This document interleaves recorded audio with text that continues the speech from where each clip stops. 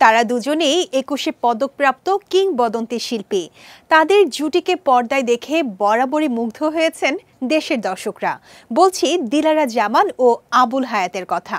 আবারও একসঙ্গে হাজির হচ্ছেন ছোট পর্দার গুণী এই দুই শিল্পী। দীর্ঘ অভিনয় জীবনে বহুবার একসঙ্গে কাজ করলেও এবার তারা ধরা দিচ্ছেন বিশেষ নাটক বেলা ও বিকেলে, যেখানে নাম ভূমিকাতেই থাকছেন তারা। দিলারা জামান হয়েছেন বেলা আর আবুল হায়াত হয়েছেন বিকেল। শরীফুল ইসলাম শামীম রচিত ও পরিচালিত এই নাটকে আরও অভিনয় করেছেন নাবিলা বিনতে ইসলাম, গোলাম কিবরিয়া তানভীর সহ আরও অনেকেই। নাটক প্রসঙ্গে আবুল হায়াত বলেন, দিলারা ভাবির সঙ্গে অনেক নাটকে কাজ করেছি, কিন্তু নাম ভূমিকায় একসঙ্গে অভিনয় এই প্রথম। গল্পে বেলা ও বিকেলের পাশাপাশি অন্যান্য চরিত্র গুরুত্ব পেয়েছে। নাবিলা ও তানভীরও অসাধারণ অভিনয় করেছে।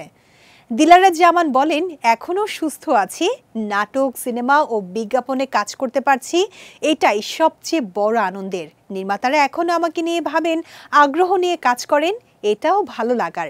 শামীমের গল্প ও নির্দেশনায় কাজ করে ভালো লেগেছে। নির্মাতা শরীফুল ইসলাম শামীম জানান, শিগগিরই বেলা ও বিকেল প্রচারে আসবে।